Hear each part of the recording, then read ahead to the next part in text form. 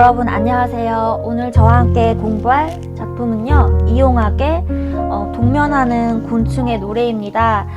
이 이용학의 동면하는 곤충의 노래는 2020학년도 4월 고3 전국 연합 학력평가 문제 29번부터 32번까지 수록된 그 가의 지문이고요.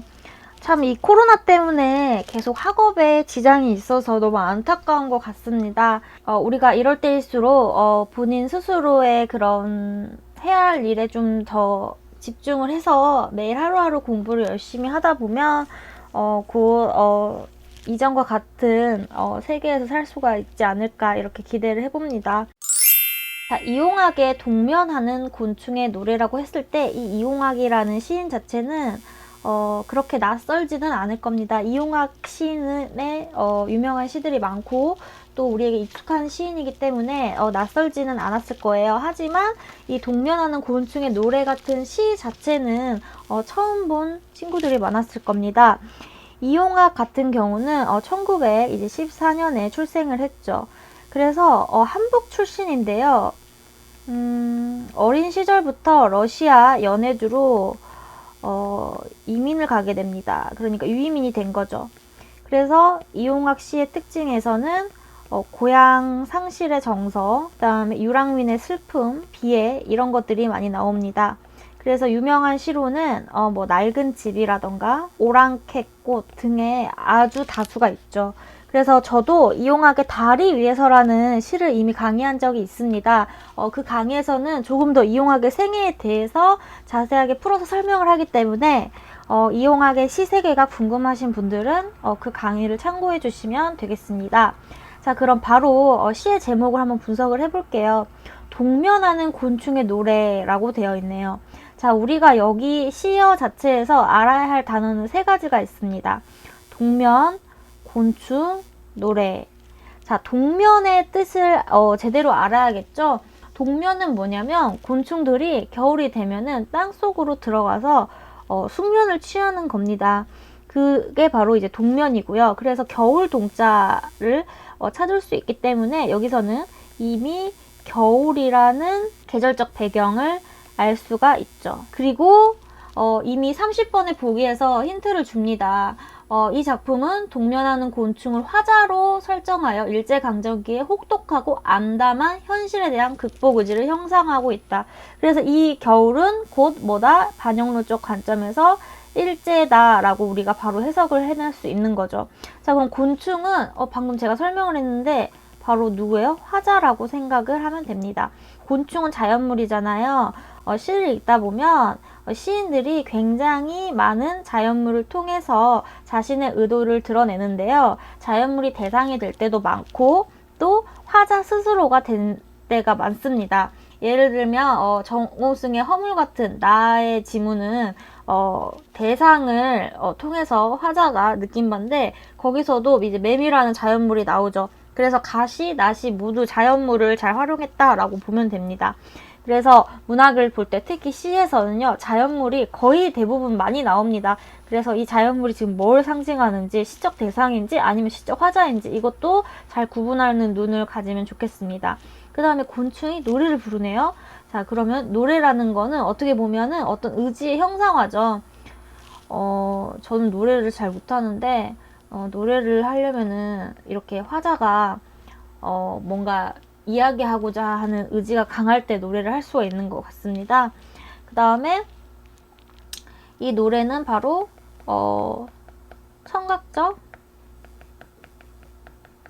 심상이다 이렇게 보면 됩니다. 자, 그러면은 뭔가 이미 예측이 되지 않나요? 겨울에 화자가 어떤 것에 대한 의지를 얘기한다. 그 의지 방금 제가 얘기했잖아요. 일제강점기에 혹독하고 암담한 현실에 대한 극복 의지. 자, 그러면 우리가 1연부터 같이 한번 공부를 해봅시다. 자, 전문을 다 읽었다는 전제하에 제가 바로바로 설명을 할게요. 산과 들이. 자, 산과 들은 뭐냐면 우리나라는 참 산이 많고 들이 많았죠. 지금 많이 개발이 돼서 들과 산이 많이 없어졌지만 어쨌든 우리 국토를 상징한다고 볼 수 있습니다. 늙은 풍경에서 앙상한 계절을 씨름할 때라고 얘기를 하고 있어요. 산과 들이 늙을 때는 언제일까요? 네, 헐벗을 때죠. 그래서 지금 겨울이 돼가지고 풍경 자체가 되게 약간 겨울이 되면 회색으로 변하잖아요. 나무들이나 풀들이. 그래서 늙었다고 표현을 한 겁니다. 앙상한 계절을 씨름할 때, 왜? 겨울은 앙상하니까. 근데 이 산과 들이 이럴 때 끙끙 아파하고 있어요. 씨름이라는 건 근심과 걱정을 한다는 얘기거든요.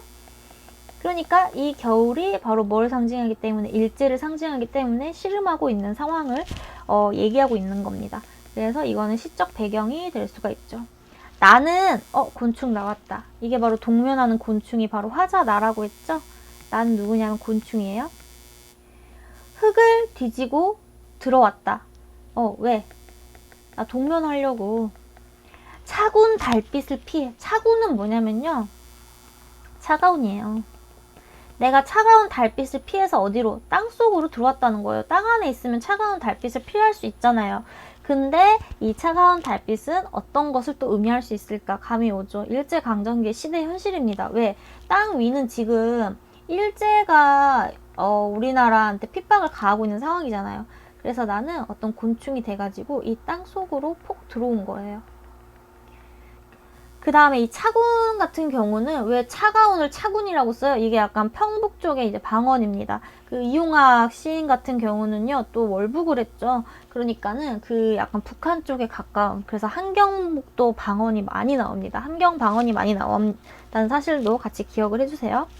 둥굴소의 앞발을 피해. 둥굴소는 뭐냐면요, 황소를 북한어에서 둥굴소라고 얘기합니다.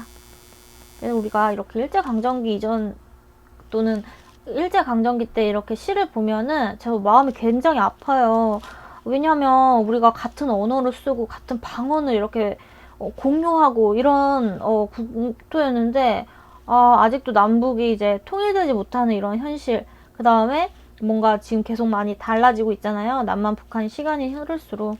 그래서 오히려 국어 공부를 하면은 이런 역사 공부라던가 이 언어를 공유하는 민족이 이렇게 갈라져야 된다는 그런 비참한 현실에 대해서 한 번 더 느끼고 합니다. 자, 어쨌든 여기 이제 차가운 달빛이 있고요. 땅 위에는. 그 다음에 황소. 자, 황소가 이제 아빠를 피해라고 여기로 이제 벌레면 이 곤충이면 황소한테 이제 밟힐 수가 있으니까 나는 깊이 땅속으로 들어왔다 라고 얘기하고 있죠. 자, 여기 보면은요, 이렇게 흙을 뒤지고 들어왔다, 깊이 땅속으로 들어왔다. 문장 구조가 유사하죠. 그래서 이렇게 유사한 문장 구조의 반복, 대구법이 되어 있고 문장이 같지는 않잖아요. 그래서 이런 걸 보고 변주되었다, 살짝 바꿔서 표현하는 걸 변주라고 해요. 그 다음에 차군 달빛을 피해, 둥굴소의 앞발을 피해 라고 여기도 역시 대구법이 나타나죠. 대구법 왜 쓰죠? 강조와 운율감을 맞추기 위해서. 자, 그러면 지금 화자는 어디에 들어온 상황? 땅속으로 들어온 상황인 거죠. 자, 멀어진 태양은 아직 꺼머첩첩한 의혹의 길을 더듬고. 자, 태양이 멀어졌다는 건 정말 겨울이 돼서라고도 해석할 수 있지만, 이 태양은 뭔가 광명을 뜻하잖아요. 밝은 빛. 빛은 좀 일반적으로 좋은 의미고 긍정적인 의미로 많이 활용이 됩니다. 그러면 멀어진 태양이란 건 이 태양을 만약에 광복이 될 수 있는 빛과 희망이라고 본다면 지금 일제강점기 그런 상황이다 라고 생각할 수가 있어요. 아직 꺼머첩첩한, 이거는 꺼머득한 의혹의 길을 더듬고 있다. 그러니까 지금 아직 광복이 될지 안 될지를 몰라.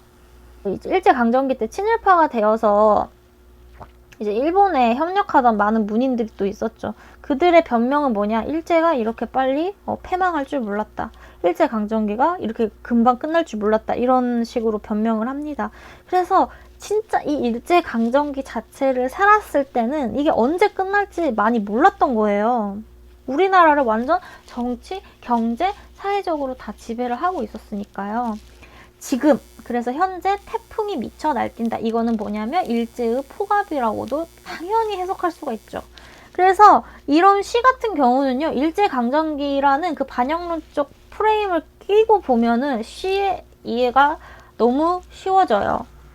얼어빠진 홍백들이 지온을 불러 곡성이 높다. 얼어빠진 혼백들이 지온을 불러 곡성이 높다라는 거는 이 얼어빠진 혼백이라는 게 이 추운 겨울에 일제한테 억울하게 죽음을 당하거나 학대를 당한 사람들이 얼마나 많았겠어요. 그 혼백들이 지온이 뭐냐면요, 땅의 온도를 얘기해요. 땅 지자의 온도 할 때 온자. 그래서 땅의 온도를 불러 곡성이 높다라는 게, 이제 곡성 같은 경우는 제사나 장례를 지낼 때 곡소리를 내는 걸 얘기하죠. 그러니까 지금 이런 부정적인 일제강점기 현실에서 이 상처받은 우리 조선인들, 이 조선인들이 억울하니까 땅의 온기를 지금 불러서 이제 곡성이 막 들린다고 땅 속에서 표현을 한 거죠. 진짜 이 일제강점기 때 순사들이 칼로 찌르고 총으로 죽여도 뭐 우리가 민족이란 게 힘이 없잖아요. 그래서 억울하게 죽어서 땅속에 묻힌 사람들이 너무 많은 거예요. 그런데 여기서 중요한 거는 뭐냐면요, 그러나 나는 이라고 얘기하고 있어요. 이렇게 비참한 일제강점기 현실에서 그냥 포기할 수도 있고요, 회의적으로 변할 수 있지만요, 여기서 이용학은 본인의 의지를 보여줍니다. 내 자신의 체온을 실망한 적이 없다. 이용학의 대표적인 시들이 많지만요, 그냥 비관적인 정서로 시작해서 비관적인 정서로 끝나는 시들도 굉장히 많거든요. 근데 이 시는 이용학이 자신의 생명력을 바탕으로 좀 현실 극복 의지를 보여준 약간 예외적인 시라고 볼 수가 있습니다. 내 자신의 체온, 이 지온과 이제 연결되는 느낌이죠. 체온을 실망한 적이 있다, 없다, 없다. 그래서 굉장히 의지적이에요. 자, 그 다음에 온갖 어둠과의 접촉 속에서, 어둠과의 접촉은 지금 땅 속이죠. 근데 이렇게 얼어빠진 혼백들이 있는 이제 곡소리가 나는 땅 속에서도 나는 미래를 기대한다는 거야.